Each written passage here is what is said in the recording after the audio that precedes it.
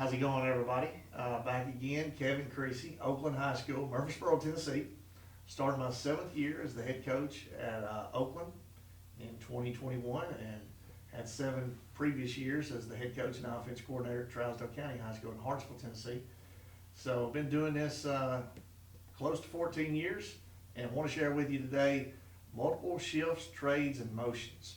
All right, and why we do it, and then of course I got film to kind of go along with our explanation of what advantages we feel like that gives us. Okay, so starting off, why multiple trades and shifts? First off, it allows for personnel mismatches. You know, maybe we can trade someone over that's a really good blocker for us. Maybe we can get that person in a position where they can outflank the defense or have an angle on someone that they normally couldn't block straight up, but definitely allows for personnel mismatches. It disguises plays by breaking formation tendencies. You know, if we just lined up in the same 2 or 3 formations, I think it would be pretty easy to stop, and I think you could probably guess which plays we were going to run. But this allows us to kind of window dress a little bit, and also to get up in a formation that we run a lot of and end up in a different formation. All right, it also confuses defensive responsibilities, especially when you're dealing with option. It hurts formation checking defenses, and a lot of times you can bait other teams into jumping off sides on critical downs. And again, we'll show some big plays on 3rd and short or 4th and short in which we're trading, and some guys have jumped off and gave us easy 5 yards.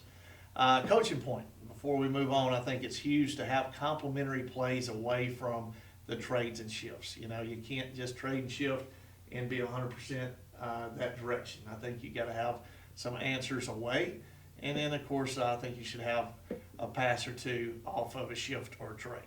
All right. First off, our basic trade that we put in day 1 is tip. We call it tip. You call it whatever you want to. For us, that just tells our tight end he's going to tip from one side to the other. And example we have drawn up is red tip. Okay, red is our formation, tip is our movement, and then whatever play name we have accompanying that will be the total play name. For example, it could be red tip, blue 29. Okay, the play that we're starting with is out of the I formation, and you see just a basic tight end trade. Okay, they have a strong side defense, they have a weak side defense, and we're moving our big tight end over to get on their weak side, having our big fullback kicking out, their nickel back. And, it seems pretty simple, but at the same time, more than likely, this was early in the year, they probably just practiced the power play to the tight end side, the strong side. And now we've put some guys in conflict. And like I said, it's not rocket science, but it is easy 8 or 10 yards. All right. Again, later on in the year, you see this is in the playoffs. You can tell by the grass dying here. But the same team, the same year, as far as same team, our team, we're seeing a different team in the playoffs, but they've noticed that we've ran power a lot. This is our power naked. So we talked about complementary plays. This is a good example. We've got the guard pulling, the fullback kicking out, and now we have the quarterback running a touchdown in the playoffs. And it's a tendency breaker. It's exactly what we talked about. We want to break some tendencies. We want to make sure that we have some complementary plays off of a tight end trade, and I think that's a good example. All right. This is blue C. Crack alignment. We're tipping over to our red formation. All right, and because of the tip, you see that at the point of attack we ended up in a nasty slot formation. You see that our guys are able to have angles and actually outnumber those guys at the point of attack, and this guy down at the bottom is a really good player, and it allows us to run away from it. Okay, so we're running at a weaker tackle for technique as opposed to a stronger tackle. All right. You can see there are a lot of monsters on this defense. All right, really good defense right here, really big and strong, athletic, and we were allowed to move a tight end over, without a lot of different movement by the defense, okay? We were allowed to get over there to a weaker 9 technique as opposed to a 61 jersey. You know what I'm saying? 61 is harder to kick out than 35, for sure. Okay, so a big touchdown there off of a tight end trade. All right, later in the year, tight end trade from unbalanced or end over. We've gone from unbalanced or end over back to our regular red formation. And you can tell big defensive end, smaller defensive end, we're just running our G scheme, running a little belly play to the strong side. And again, these guys on this side probably haven't seen the G, ran at them all week in practice. All right. So again, sloppy conditions, mud all over the field, hard to get your traction, but now we're running our G play with a tight end trade. All right. Again, tipping our tight end over. You see the D line. They've made some adjustments. They've made some movements. But at the same time, we're having a numbers advantage in which we've got a hat on a hat. We end up in a formation where we line up in a lot to run bug sweep, but we ended up with our tackle playing tight end, and he actually was the guy that traded, and we made a safety miss, and it ended up being a touchdown. All right, so when we trade the tight end, it's tip. When we trade our wing, that is zip to us, okay? So this is an example of red, zip left. All right, so we're going from red, and now we're zipping left, and we're going to try to take advantage of moving our big H-back. You see right now we've gone from a blue formation, and we were able to crack block with our wide receiver. We ended up running buck sweep to the weak side because we ended up with a really good blocker going down on a really good defender, which had probably, been accustomed to just playing 5 technique all week. And with the zip movement and the crack block, we were able to get a hat on a hat and then turn into a really good play against a really good opponent. Likewise, we're zipping now to get an advantage in the pass game, okay? They've had 2 high safeties most of the game. Now with our H-back offset to the boundary, all right, these guys have put their nickel into the boundary, and that allows us to get an H-back wide open to the wide side of the field because they can't adjust fast enough, and it ends up being a linebacker on the H-back. All right. Same deal here. Muddy terrain, moving over, zipping our guy over. This is one of those 3 yards in a cloud of dust. We're just trying to get some big bodies at the point of attack.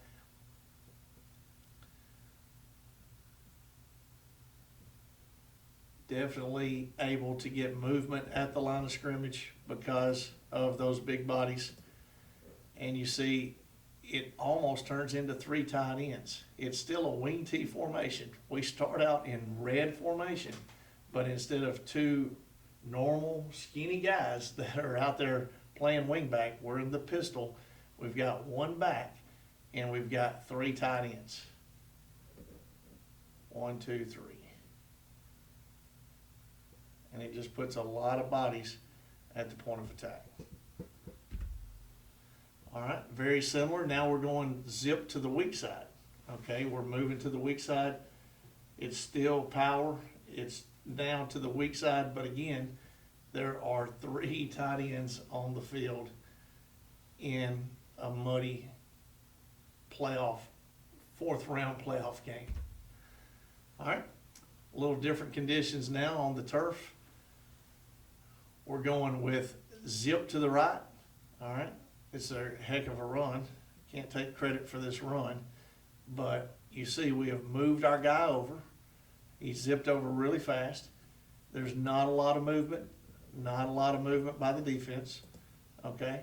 So when we move him over, you don't see a lot of movement by the defense.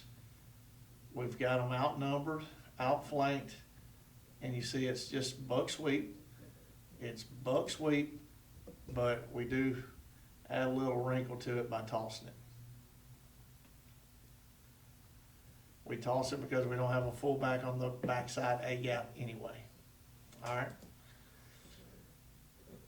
Similar play here. Moving over, you see him skying down to safety. And again, a heck of a run, but again, at the point of attack, you know, even with the sky down safety, there is a huge gap between C gap and D gap.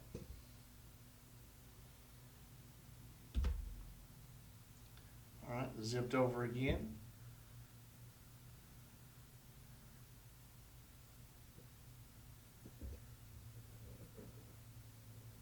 You see no one's moving.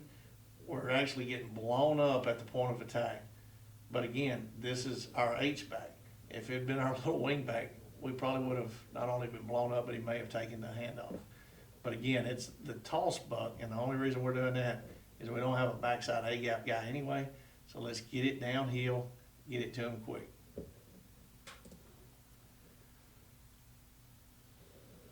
All right.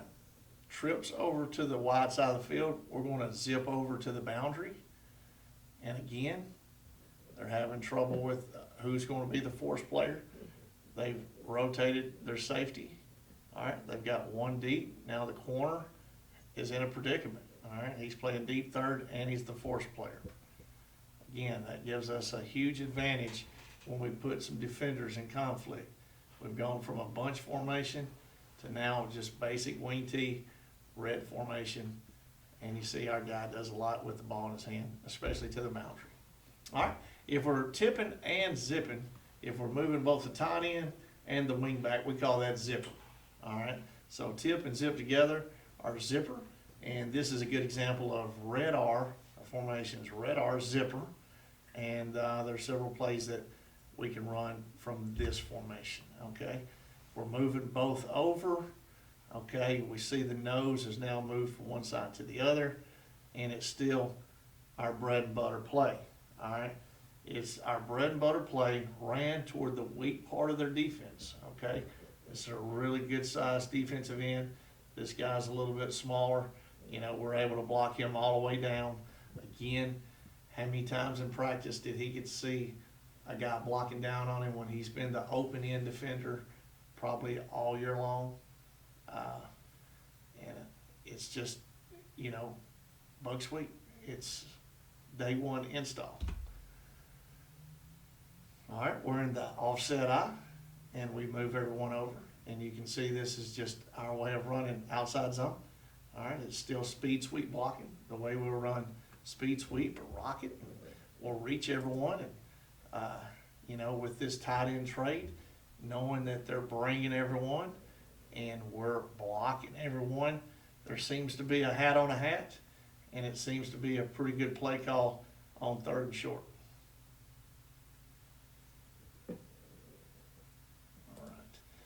All right, again, zipper to the boundary. All right, 8-man box. The 3 and the 1 techniques end up swapping, end up pulling both guards, getting a hat on a hat, have a slot receiver down low. We can crack block with him, or we can block the guy on him. We blocked on, and that allowed both guards to try to pull for both backers, okay? At the same time, we have a tight end that's going to be able to block a 7 technique that's normally a 5, and then we can double up to the backside backer. All right, almost a really big play. All right, blue L, zipper. All right, another example of attacking an 8-man box. Buck sweep again. We've got that extra blocker being our wide receiver over there, able to help lead our running back, you know, to the end zone. So again, how's the even man front going to handle the weak side when you tight end trade? A tremendous run, but there was some really good blocking at the point of attack. All right, zipper again. And like I said, you see everyone moving over, everybody is bumped, and now we just run basic trap to the open inside. All right, we've gone to the trade side. We've gone to the trade side time and time again. I think this is a second half play. Everybody's thinking over there, and we run our basic trap. I think we may have had to run influence trap right there. Okay. We've moved everyone over. Not only are they kicking the front, but they're moving an end over, and we run naked boot. All right, they do a pretty good job of covering it, and that allows for our contain to get broken, and then our running back is covered, but our quarterback is able to pick up a lot of yardage right at midfield here. All right, so they did a good job of covering it, but they also lost contain on the quarterback.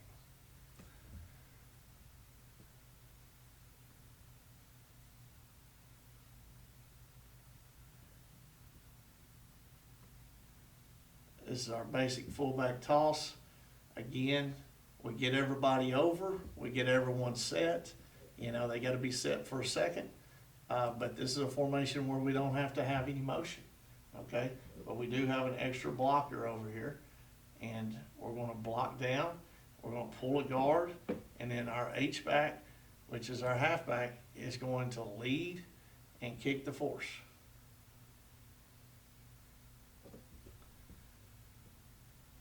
You know, some years your better running backs are your fullbacks. Some years your better running backs are your halfbacks. We had a really good fullback that year. All right. So this is a state championship game a few years back. We've tied in, traded, and we've zipped at the same time, which again is zipper. We're in the gun. We let them get set for a second. All right. Into the boundary. Actually counts as a pass because we flip it, but we're blocking it very similar to how we do speed sweep. And because we move everyone over, we're able to not only get leverage, but get a +1 advantage, as you see with our wide out being able to go get the safety. All right. This is what we call toy trade, okay? Toy trade is pretty simple. You see the tight end and the Y, the tight end is the Y, and then of course our tackles are over. All right, let me make sure I show you a good picture of this. Tight end, tackles, swap, toy trade. Okay, one more time. What we've got is a formation we call north and south. Okay, so when our two tackles are together, 1, 2, that would be south, okay, with our end over here. Our tight end is on the backside. So toy trade almost was thrown out of the playbook the first day because they literally ran into each other, okay? They thought it was real funny. You know, that stuff can happen on a Monday. If it would have happened on a Tuesday, probably would have thrown it out. All right, but those guys are swapping.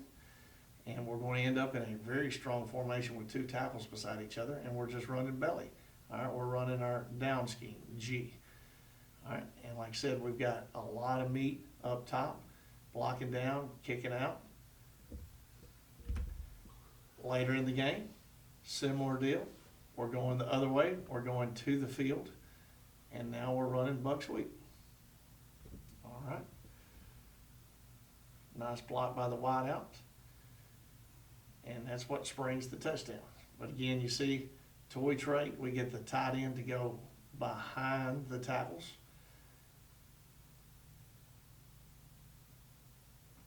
And there's your touchdown block by the wideout. All right, same game. End up running outside zone. All right, what we call belly bounce. And again, it's good into the field, it's good into the boundary, and it's always good if you got the right guy getting the ball in his hands.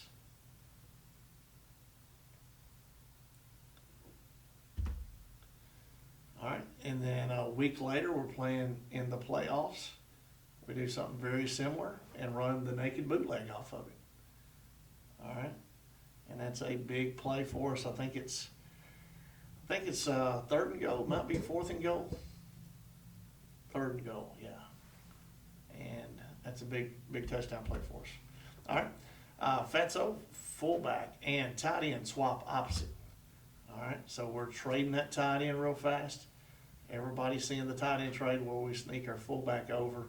And he didn't do a great job, but I think we had something if he would have done a little better job of blocking. Like I said, that's fullback and tight end swapping opposite. So that would be red, Fatso, rip, speed at 1. All right, we've done a pretty good job of hiding. We'll go red, hide to blue, or blue, hide to red.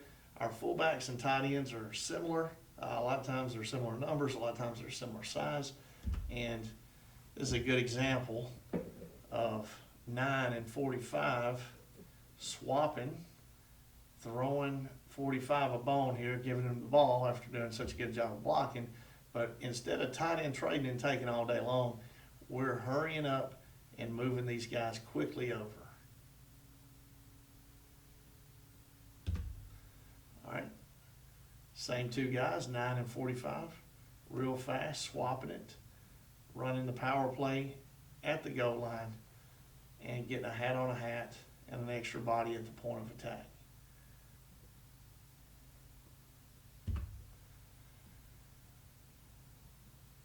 All right, you can see we've got a team here that's pretty well coached. I think they've got a cowboy collar, 92, moves over where we're trading. You know, they watch film too. A smaller guy moving on this side, and now here's our complementary play in which we run a counter that almost was sprung for a huge gainer. Okay, 1 block away from this being an even bigger play, but again, we talked about complementary plays. This is a good one. And then this happens to be a pass off of it. We're moving one way, motioning the other, and running a flood concept. All right, run 2, we have the tight ends invert. So this is red, run to blue. All right. Now, again, it's just another way for us to run buck sweep. And you've seen buck sweep ran 1,000 times in our presentation. But at the same time, look at how this movement, and like I said earlier, not only is it good window dressing, but it also makes the other team's coach have to work. Same opponent later in the game, you see some confusion in the secondary, all right, and got 2 guys wide open over on the side that we ran away from. Here, out in the flat, 2 guys open, putting guys in dilemma. And those are things that you don't see from the scout team all week long. All right, Seesaw, split in, swaps away from the wing. Again, we try to make it easy as we can on guys to remember what these words mean. These are things that we can put in when we're not allowed to have any contact and stuff like that. So here's Seesaw getting that split in over. It's kind of a way to trade our split in, and we do it from unbalanced. So all of a sudden, the tight end went from being ineligible to now he's eligible with the split in over, and our guys end up running waggle. All right. Again, Seesaw going from unbalanced end over, and now we're going buckwheat with a crack block.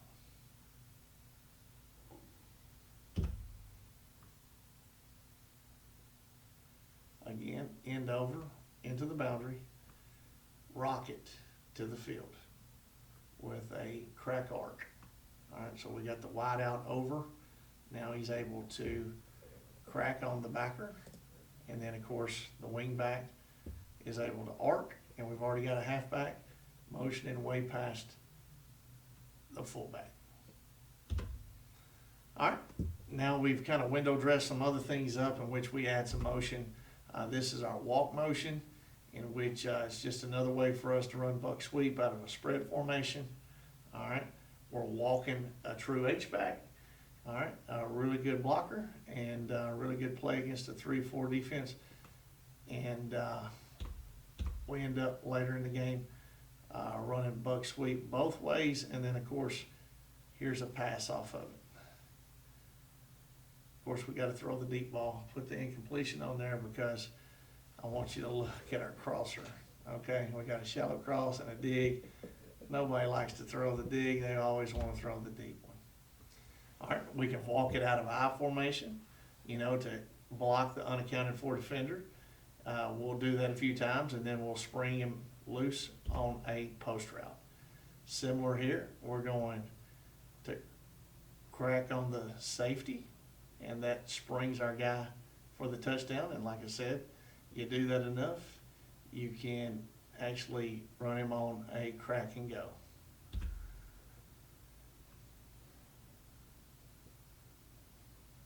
All right. And like I said, we just add the word walk. So this is our red I formation, which we're walking.